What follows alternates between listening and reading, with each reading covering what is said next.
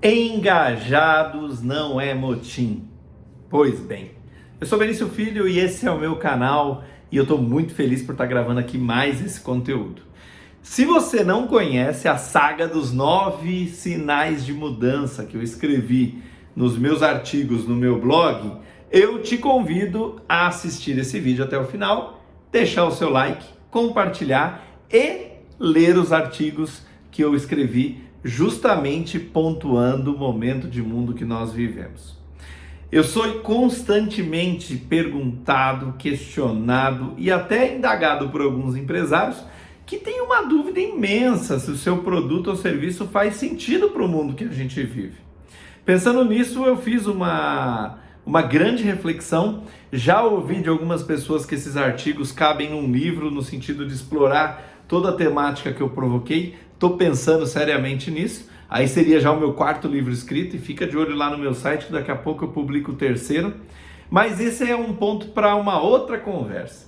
Nessa conversa aqui eu queria refletir um pouquinho com você sobre o último artigo dessa série que diz o seguinte: saiba que engajados não é motim. Então, nesse artigo que eu escrevi, eu bato um papo com um empresário numa ocasião super interessante da minha vida, no estado do Espírito Santo, um estado que eu amo de paixão, estado incrível que você também deveria conhecer mais. E numa das viagens das tantas que eu fiz nesse estado, eu batendo papo com um empresário depois de um evento que eu havia feito, esse empresário me contava toda a sua dor de ter tido muitos problemas em confiar em colaboradores, em sócios e dizendo que jamais abriria novamente uma empresa, seja lá com quem for. Como eu digo também, de uma forma frequente, quando o álcool entra, a verdade sai, né? E depois de algumas garrafas de vinho, lá pelas tantas dessa conversa, ele começou a me colocar que muito mais do que as dificuldades que ele tinha com as pessoas, ele ouviu e aprendeu anos depois dessa experiência que ele teve muito ruim, de pessoas que o processaram, da empresa que quebrou, de prejuízo que ele teve, de gente que deu golpe nele, de que ele havia criado esse ambiente por ser muito difícil de lidar, por ser uma pessoa, de certa forma, bastante arrogante e por não permitir o diálogo franco e sincero.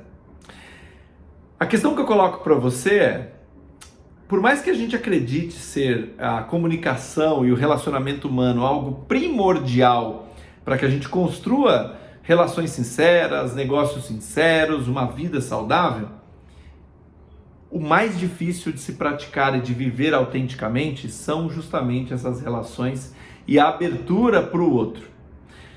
Numa relação de duas pessoas, o que normalmente prevalece é a vontade de um. Justamente porque eu ou você estaremos tentando construir o tempo todo o que é melhor para nós. Sendo que, na maioria das vezes, o que deveria prevalecer não é apenas a harmonia entre os dois pontos de vista, mas e sim a verdadeira prática da empatia, que é se colocar no lugar do outro para entender o que é bom para ele. E dessa forma também colocar o que é bom para mim e juntos construirmos um caminho verdadeiro.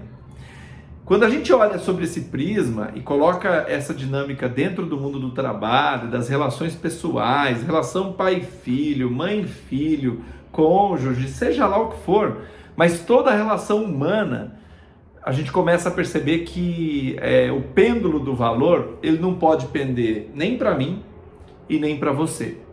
Mas eu só consigo entender o que esse pêndulo, ou de que forma esse pêndulo realmente vai ser criada essa harmonia, quando eu escuto e quando eu estou em função, primeiro de escutar e de entender o outro, e depois do que realmente eu tenho como mais importante para mim. Você também já ouviu falar sobre isso, mas eu quero trazer para você uma outra ponta.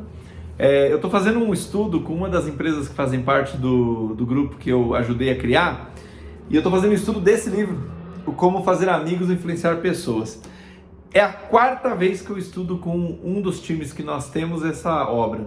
E olha, talvez nenhuma obra ela tenha tanto protagonismo e seja tão importante nesse momento de mundo do que hoje, nesse meio de pós-pandemia, com término de pandemia e pandemia.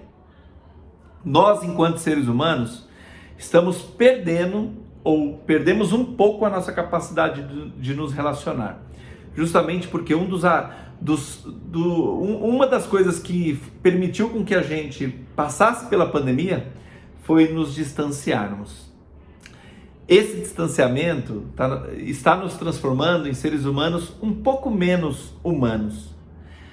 Quem se sobressair na capacidade de relacionamento e de escutar o outro, com certeza podem ser os novos grandes empreendedores, os novos grandes milionários, os novos grandes seres humanos com relações verdadeiramente sinceras. Esse é o Benício Filho, esse é o meu conteúdo. Fica à vontade de compartilhar esse material e dá um like aí para sempre ser avisado dos conteúdos que a gente posta. Um abraço, tudo de bom para você!